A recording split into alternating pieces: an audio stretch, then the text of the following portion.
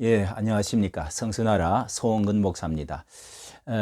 오늘은 이제 여러 가지를 보다가 이재철 목사님이라고 우리 한국 교계에 이제 얼마 전에 은퇴를 하시고 저 경남 이제 거리로 거창으로 내려가셔서 해발 고도 높은 곳에서 참 이렇게 이제 은퇴를 할 때 아주 유명했던 그 홍성사 그 한국 교회 그 출판사를 유명한 출판사를 또 발행인으로도 계시면서 이 그 또 이재철 목사님은 무엇보다도 그 주님의 교회를 아주 크게 부흥시키고 이제 퇴임하시기 전에 양화진에 있는 그 100주년 기념교회를 이제 퇴임하실 때에 은퇴를 하실 때에 전별금 뭐 일체 받지 아니하고 모든 그 신학생들의 그 기립박수를 받으면서 아주 그 유명하게 또 그만큼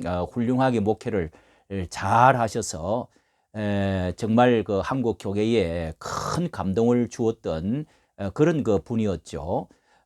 그런 분이 이번에 그 온라인 예배에 대한 그 희망에 대해서 긍정적으로 새로운 무슨 종교개혁, 제2의 종교개혁이다. 또 온라인 예배를 하나님의 큰 대포를 쏘셨다. 뭐 이런 그 말씀이 있습니다. 그러니까 이런 그 반향이 법이라고 하는 CBS 방송국에서 나오셔가지고 그렇게 하심으로 해가지고 10월 그 16일 날 방송이네요. 이렇게 해서 온라인 예배에 소망이 있다 이런 거 이제 내용인데요. 25만 명이 지금 그 구독을 하고 거기다가 엄청난 반응으로 댓글만 1,700개가 이렇게 달렸습니다. 그만큼의 우리 한국 교회가 지금 대면 예배에 대한 비대면 예배, 대면 예배에 대한 그 여러 가지 그 고민과 그리고 큰 관심을 가지고 있는 어떻게 해야 좋을지 많은 염려를 가지고 있다는 증거이기도 하지요. 정말 그 차라리 온라인 예배가 교회 제도 예배보다 그 뭐 더 낫다고 하는 것은 아니지만은 이것을 통해서 한국 미래에 그 하나님께서 뜻하시는 내용이 간단하게 이제 제가 정리를 해드리면은 한 30분 가량의 말씀인데요. 이 코로나의 그 해석을 하나님의 뜻으로 본다면은 세계적인 그 위기는 새로운 세계적 새 질서를 하나님이 역사적으로 항상 해오셨다. 그래서 이 코로나 예배가 초유 사태의 위기라고 한다면 새로운 질서, 새로운 미래, 그런 그 소망을 이어줄 수가 있다고 하시면서 그것은 이제 성경의 수가성 우물가에서 여인에게 대화 중에 그 하셨던 그 말씀, 뭐 잘 아시는 여러분 이제 이 대면 예배, 비대면 예배의 핵심적인 말씀이 바로 요한복음 4장에 나오는 수가성 우물가의 여인과의 대화에서 거리심산 그 북쪽에서도 하지 말고 이제는 남쪽 그 예루살렘에서도 예배하지 말고 예배할 때가 오나니 바로 이때라 하면서 예수님을 중심으로 그렇게 신령과 진정으로 참으로 예배하는 자들을 찾으시니 신령과 진정으로 예배할지니라 하시면서 그 예수님이 하신 말씀에 장소를 그렇게 부여하지 않으셨고 중요한 것은 장소 문제가 아니다. 이제 이것이 뭐 성경 중에서 대표적으로 늘 말씀을 하는 거죠. 거기서 이제 영과 진리로 한다는 것은 진정으로 예배하고 그리고 장소를 초월해서 이제 시공간을 초월해 가지고 예배드리는 그 영과 진리가 중요하다. 이러면서 이제 서대반 집사님도 사도행전 7장에도 역시 하나님은 성전 안에 갇혀 있는 분이 아니다 하는 그런 그 설교를 하다가 돌에 이제 맞아서 죽었다. 그것이 이제 솔로몬의 역대하 이제 7장에 나오죠. 이것도 많이 뭐 김동호 목사님도 이제 거론을 한 적이 있는데요. 그 솔로몬의 그 성전을 낙성식을 하면서 기도 시에 하나님이 어떻게 땅의 하나님이 하늘의 하늘도 용납할 수가 없는데 땅의 이 성전에 하나님이 계시겠느냐? 하물며 성전에 어떻게 하나님을 우리가 감당할 수 있겠느냐? 계시겠느냐? 이제 이런 그 말씀을 솔로몬이 기도 가운데 이제 한 것이 있습니다. 여기도 이제 하나님이 어느 성전 안에 있지 않다. 이거 다음에 제가 설명을 드리도록 하겠습니다. 이것은 반어법, 강조법에 관한 것이죠. 그리고 세월이 이제 흘러서 성전이 자꾸 그 우상화되어지는 것에 대해서 상업적인 행위가 되어져서 에레미야도 이제 그렇게 7장 4절에 그런 이제 성전이 다 그렇게 해서 하나님의 우상적으로 섬기고 마음이 없기 때문에 파괴되어지고 결국은 바벨론으로 성전이 이제 해파되어지고 포로로 옮겨갔다. 그래서 영으로 예배해야 된다. 포로 기간 후에도 이제 역시 뭐 성전을 또 짓고 그 후에 또 성전이 말라기에서 또 그렇게 이제 부패가 되었죠. 예수님 때도 이제 이어져서 역시 강도의 구례를 만들었도다 하면서 이제 그렇게 말씀을 한 것이 사실상 이제 있는 것이죠. 내 집을 만민의 기도하는 집을 강도의 구렬로 만들었다. 이제 이렇게. 그리고 나서 그 뒤에 티투스 서기 70년에 로마의 티투스 장군이 와가지고 다시금 성전을 이제 무너진 역사가 있는 것입니다. 이렇게 해서 기독교 또 2000년 역사를 흘러오면서 결국은 마틴 루터가 종교 개혁을 하게 되고 또 1453년에 오스만 콘스탄티노폴의 그 오스만 터키에 함락이 되어졌죠. 함락이 되어져서 이스탄불의 그때까지 있었던 모든 그 초대 교회 이런 것들이 이제 다 모든 성당들이 파괴되어졌다. 이제 이런 이제 그런 역사도 있다는 것이죠. 이렇게 보면은 이래서 이제 결론적으로 하신 말씀이 온라인 그 예배를 통해서 하나님이 대포를 이제 하나님이 대포를 쏘아가지고 과거의 중세 시대 때에 그 이제 성을 다 그 대포를 통해서 이제 성이 더 이상 필요가 없게 됐다. 성이 다 이제 대포로 인해서 성이 더 이상 필요가 없게 된 것이죠. 그래서 그 봉건 제후 시대에 이제 성들이 다 뭐 무너지고 지금 이렇게 폐쇄되어지고 말았다. 관광으로 말았다. 이제 이런 뜻입니다. 그래서 한국 교회도 이런 것을 통해서 제2의 종교 개혁이 지금 이루어지고 있다. 그래서 로마 카톨릭 교회가 무너지고 이제 건물과 제도 이런 것에서 참 말씀으로 엑소스에서 참 예배가 이루어지도록 되었고, 그리고 이제 특정 공간이나 걸림돌에서 완전히 출애굽해가지고 벽돌과 나무의 교회가 아니라 한 사람 한 사람의 성전으로서 세상에 예배가 되어지고 진정한 예배가 이루어져야 된다. 이런 점에서 온라인 예배는 성전 예배에서 이제 엑소스 되는 그런 놀라운 개혁의 그런 그 의미가 우리에게 주어져 있다.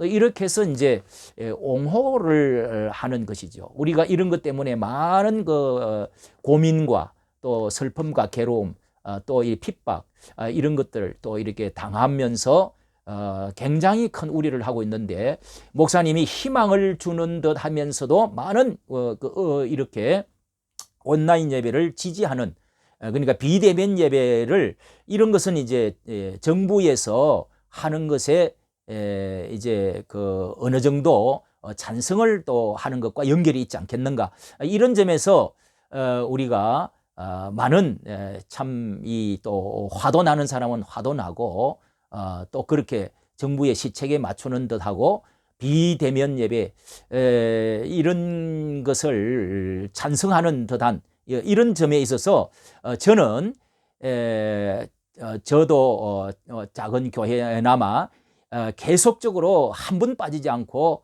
벌금을 물겠다 하고 예배를 지금 드려왔습니다. 식사는 하지 않았지만 새벽 예배도 계속해서 드려왔는데요. 아무리 이런 것은 모든 목사들의 이제 그 고민이고 모든 성도들의 고민이고 미래에 어떻게 되어질 것이냐, 이것은 우리가 성경으로 돌아가서 과연 정말 그러한 것인가? 결국은 성경이 어느 쪽에 하나님께서 뜻이 있는가를 우리가 찾는 것입니다. 아까 말씀을 드린 대로 요한복음 4장 23절 하나님은 예배하는 자를 찾으시니 신령과 진정으로 이 장소 저 장소에서 할 것이 아니라 예배 드릴 것이니라, 이런 그 말씀을 하셨는데, 이 신령과 진정으로 온라인 예배를 하면은 신령과 진정으로 정말 예배가 드려질 수가 있습니까?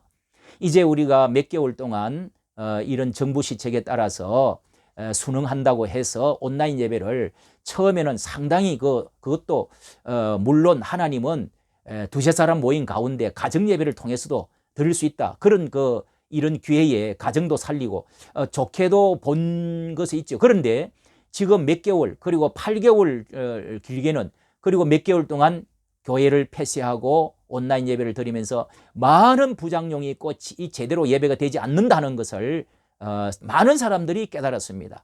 중간에 화장실을 가고 아기가 울고 시간을 잊어버리고 거기다가 뭐 앉았다 일어났다 또 이불 속에서 이런 예배답지도 않고 뭐 여러 가지 이게 그리고 또 요한복음 2장 19절에도 이 말씀이 있죠.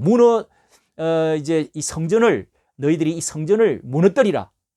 그 46년 동안이나 그 놀라웠게 지어놓았던 성전을 그럼 내가 제 3일 만에 내가 다시금 세우리라. 그런 예수님이 말씀을 하셨죠. 말씀을 하시고 그것은 예수님 자기 몸을 가리켜 말씀하신 것이라고 그랬기 때문에 성전을 아주 없앤다는 것이 아니라 새로운 교회를 일으키시리라는 말씀이죠. 그 교회를 예수님께서 마태복음 16장에서는 또 그것을 반석 위에 내가 음부의 권세가 이기지 못할 그런 반석 위에 교회를 내가 세우겠다. 말씀 위에 다시금 세우겠다. 베드로의 그 신앙 고백 위에 세우겠다고 한 거 아닙니까? 그러니까 이제 교회의 의미가 진정으로 무엇이냐 하는 것을 보면은 대면 비대면 예배를 알 수가 있는데요. 또 이런 것 가지고 말씀하고, 그 다음에 로마서 12장에도 이제 산제사를 너희가 산제사로 예배를 해라 하는 말씀을 가지고 말하는 사람이 있습니다. 그러나 이 산제사는 정말 예배를 잘 드리고 난 후에 그 다음에 우리 삶 속에 나가서 산 제물로 우리가 살아있는 몸으로서 삶 속에서 하나님께 영광을 돌리라는 뜻이고, 예배를 성전 예배나 무슨 교회 예배를 모임을 갖지 말라는 뜻이 아니죠. 그 다음에 에베소서 1장에 보면 이제 에베소 교회론인데 교회에 대한 말씀이 전반에 있는데 그 가운데 핵심이 1장 22절 23절 아닙니까? 이제 세계의 모든 하늘과 땅의 모든 것을 통일되게 하려 하심이라, 이 교회를 통해서 사도 바울이 이제 말씀하는데 그 1장 22절에는 보면은요, 만물 위에 교회의 머리로 주셨다. 만물 위에 교회의 머리 대신 예수 그리스도께서 교회는 그의 몸이다. 그의 만물 위에 교회의 머리가 되신다. 이렇게 말씀을 하고 있습니다. 그러니까 교회는 그의 몸인데, 이것은 골로새서 1장 18절에도 이제 그런 말씀이 예수 그리스도는 교회의 머리가 되신다. 그러니까 이 머리가 되는 것은 유기적인 무슨 관계지 어떤 이 시공간의 어떤 교회 건물을 가리키는 것이 아니다. 이제 이렇게 많이 이제 말씀을 하죠. 전체 믿는 사람들이 총회다. 뭐 이렇게 보이지 않는 교회, 보이는 교회, 이런 이제 신학적으로도 말씀을 하지 않습니까? 에베소서 또 4장에도 역시 예수 그리스도는 교회의 머리고 몸이 되셔서 그 온 모든 몸이 거기에 붙어 있어서 그런 몸과 지체 이런 거 머리에 붙어 있으므로 유기적으로 연합이 되어져서 자라게 된다. 몸을 세우려 하고 온전케 하게 하기 위함이다. 이런 말씀이 있습니다. 그러니까 자라게 하기 위해서는 이 유기적인 연합체로 우리가 붙어 있지만은 한편으로는 이 몸이 조직화되어 있는 것이죠. 그리고 이 몸이 자라게 하기 위해서는 모여야 됩니다.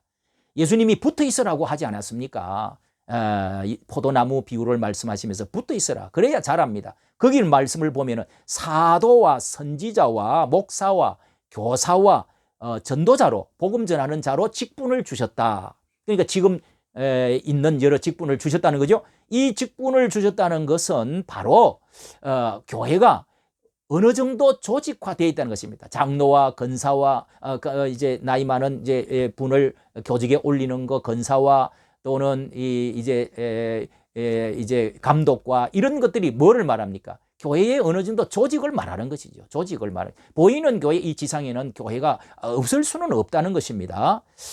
이렇게 해서 몇 가지를 이제 성경적으로 주장을 합니다. 주장을 하고 또 이제 하나를 주장하는 것은 역대하 6장 18절 아까 솔로몬이 성전을 낙성식을 다 짓고 나서 하나님이 참으로 그 사람과 함께 땅에 거하시겠느냐, 하늘의 하늘이라도 주를 용납지 못한다면 하물며 이 성전에 하나님이 성전에 계시겠느냐, 이런 제 말씀을 그 문자적으로 보면은 맞는 말이지. 그러나 이 소강수 목사님도 이런 말씀을 했는데요. 이것은 하나님이 성전에 안 계신다는 것이 아니고 강조법, 반어법이잖아요. 반어법 아닙니까? 하나님께서도 주를 용납하지 아니하며 하물며 이 성전에 계시겠네. 이 성전에 참으로 사람과 함께 땅에 거하겠느냐 하는 말은 거하신다는 뜻입니다. 반어법, 강조법을 말하는 것이죠. 그걸 그대로 문자적으로 해석하면은 그런 반어법이 많이 있습니다. 성경에는. 그렇고요. 그리고 역대하, 이제 제가 말씀드리는 것은 성경에 얼마만큼 대면 예배를 하나님이 원하시는가를 지금 또 저는 말씀을 지금 드리고 있는 중입니다. 성경에 보면은 전쟁과 기근과 역병, 이 항상 이 세 가지가 큰 하나님의 이제 징계를 하실 때 말씀하시고, 자연을 통해서 말씀하시고자 할 때 세 가지입니다. 이제 역병, 기근, 전쟁, 이 세 가지를 역대하 7장에서 방금 말씀드린 역대하 7장 솔로몬이 기도할 때도 이 세 가지가 나옵니다. 나오면서 이런 때에 하나님 앞에 성전을 향하여 적군에 잡혀갔을 때든지 전쟁을 할 때라든지 또 노예로 있을 때라든지 그 전쟁을 이제 재앙을 기근을 당했을 때든지 성전을 향하여 기도할 때 성전을 향하라는 것입니다. 우리가 1년에 3번씩 성전을 향하여 절대적으로 이스라엘 민족이 집중적으로 모이라고 했던 말씀을 기억하시죠? 그러니까 1년 3차 절기 20세 이상 모든 남정은 다 하나님께 빈손으로 모여야 된다 하는 그 말씀도 우리가 기억을 하고 있습니다. 하나님을 향하여 집중하고 모이지 않으면 안 됩니다. 에스겔서 5장, 6장, 7장에도 역시 전쟁과 기근과 역병을 말하고 있습니다. 이런 것들이 하나님께 이제 예배를 잘 하지를 못했기 때문에 이런 것이 이제 어려움을 당했다는 것이죠. 그리고 출애굽기 25장에 처음 성전의 그 모델, 그 성막이죠. 성막을 만들 때에 하나님이 거기서 만나고 말씀해 주시겠다 그랬습니다. 이것을 역대하 7장에 가서 다시 보니까 역대하 7장 15절에는요. 하나님의 눈과 마음과 귀가 있겠다. 그리고 그때에 기근이나 메뚜기 재앙이나 전쟁이 있을 때에 하나님의 겸비하여 하나님의 얼굴을 구하고 내게 와서 간절히 기도하면 내가 땅을 고칠지라. 얼마나 분명한 것입니까? 얼굴을 구하라고. 이것보다 더 선명한 게 있겠습니까? 그리고 마태복음 16장 16절에도 교회의 반석 위에 내가 세우리라. 음부의 권세가 결코 이기지 못할 것이라고 말씀했습니다. 이것은 예수님께서 돌아가시고 나서 3일 만에 다시금 부활하심으로써 교회를 세우시고 안식 후 첫날에 그때 떡을 떼면서 모이면서 교회를 세우신 것입니다. 이렇게 성전 예배, 성전 건물에서 다시금 교회로 모이는데 그 사람들이 그냥 가정에만 있었느냐, 가족끼리만 예배드리냐? 아닙니다. num바의 교회, 또 빌립보 가정에 있는 교회, 또 골로스 교회, 그리고 그 빌레몬의 교회 집에 가정에 있는 집도 있었어요. 여러 가지 집에 있는 교회에 문안하라는 말씀도 있었습니다. 그것도 우리가 이 비내변 예배 가정에서 할 수 있다는 근거가 될 수도 있는데, 그때의 초기뿐만 아니라 그 다음에는 다음에 넘어가면은 제7교회 7교회가 소아시아의 7교회 내가 편지하느라 도와리라, 에베소, 빌립보, 그리고 라오디게아, 에베소 이런 여러 교회들 7교회를 말씀합니다. 다 건물이 있었습니다. 지금도 그 건물이 잔해가 터가 남아 있죠. 무너지기는 했지만은, 그러나 여기에 고넬료의 일가가 또 70명이 모여서 일가가 모여 있을 때 그때 성령이 내려오셨지 않습니까? 성령이. 그래서 그 뒤로 교회가 계속적으로 세워졌는데, 처음에 교회가 세워질 때도 사도행전 2장에 역시 12명이 모이고 120문도가 모여서 너희는 이 예루살렘을 떠나지 말고 마가의 다락방에 모여서 기도해라. 10일 동안 간절히 기도하는 가운데, 그때 비로소 이제 말씀을 듣고 기도하는 가운데 그때 성령이 임하셔서, 그 뒤로부터 그들은 모이기에 힘쓰고 떡을 떼고 나누며 성전에 모이기를 힘쓰고 사도의 가르침을 받고, 이게 교회 아닙니까? 교회의 모습 아닙니까? 모이지 않고서 어떻게 떡을 떼고 나눕니까? 성찬식을 어떻게 합니까? 예? 사도행전 2장에 분명히 나와 있습니다. 사도행전 20장 7절은 안식 후 첫날에 떡을 떼려고 성찬식 하기 위해서 모였다는 말씀이 여러 군데 나옵니다. 안식 후 첫날에. 안식 후 첫날에 또 성령이 그때 사도 요한이 밤모섬에서 기도할 때 그날에 성령이 임하셔서 하나님이 환상을 열어서 보여주셨습니다. 그러니까 그때 성령이 역사하시고, 그때 역시 하나님은 예수 그리스도를 중심으로 이제는 토요일 안식일에서 주일날로 바뀌어가지고 역시 성령이 그때도 역사하시고 안식하고, 또한 뿐만 아니라 믿는 사람이 함께 모여서 예배를 드리는 것이죠. 제사가 아니고. 이렇게 첫날에 모이기를 또 힘쓰라. 히브리서 10장 22절, 우리가 모이기를 펴하는 어떤 사람, 마지막 종말이 가까울수록 모이기를 펴하는 어떤 사람들의 습관과 같이 하지 말고 습관과 같이 하지 말고 모이기를 힘쓰라. 펴하지 말고 힘쓰라고 그랬습니다. 또 마태복음 18장에 두세 사람이 모인 가운데 내가 그들 가운데 함께 있겠다. 두세 사람이 모이는 것을 통해서 하나님의 나라, 하나님의 가정, 하나님의 나라가 형성이 되어지는 것이죠. 그 가운데 하나님이 함께 하십니다. 빌립보 교회, 소아시아 교회가 그렇고요. 그리스도의 몸에 우리가 붙어 있을 때 피와 살이 돌아가야 되는 것입니다. 그래야 피와 살이 되어지고 서로를 돕고 선교를 하고, 또 거기서 교육을 하고 자녀 교육을 이루어지고 개성이 되어지고, 하나님의 어떤 본부와 같은 선교의 본부가 되어지고 하는 것이죠. 예. 그런데 이렇게 이제 비대면 예배를 성경을 아까 같이 주장을 한다면 이것은 무교회주의와 같이 되어집니다. 무교회주의, 아주 이제 그 구원파라든지 혹은 또 무슨 지금 옛날에 함석헌 또 김교신 뭐 이렇게 주장하는 데가 있죠. 거기다 우리가 이단이라고 하지는 뭐 않을 수 있습니다. 그렇게 하는데, 특히 또 뭐 이렇게 방인성도 좀 그런 비슷한 걸 주장을 하던데요. 이거는요, 무교회주의자는 이거 지금 그게 성경에 맞지 않다고 해가지고 우리는 받아들이지 않습니다. 공동체의 의미는 좋은데, 그러나 우리가 그릇도 내용이 그 안에 뚝배기 그릇 안에 보화가 중요하지만은 그릇도 있어야 된다는 것입니다. 그러나 이제 문제는 한 번 더 제가 언제 말씀을 드리도록 하겠습니다. 문제는 우리 한국교회가, 개신교회가 이렇게 개혁을 해 나와가지고 그 천주교 로마 카톨릭의 그 형식주의, 이 건물, 그리고 이 제사, 구약적인 어떤 제사 모습, 이런 것에서 우리가 탈피해 나와가지고 건물 중심이 아니다. 칼빈은 특별히 강조를 많이 했죠. 이렇게 해서 나왔는데 너무 또 형식화되고 건물화되어지고 공간화되어지고 조직화되어지는 이런 그 유기체적인 공동체적인 모습을 상실해 간 것도 사실입니다.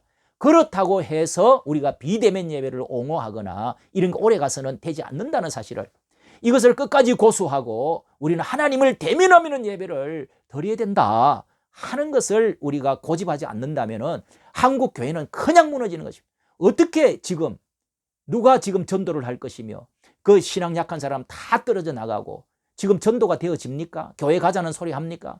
전철에서 예수 믿으세요, 예수 한국 불신지옥 이런 지금 전도는 합니까? 교인이 불어나고 있습니까? 벌써 통계가 나왔습니다. 지난 9월 총회에 보니까 통계 보니까 많은 교회가 벌써 숫자가 교인 수가 떨어지고 교회가 벌써 매물로 나오기 시작하는 것입니다.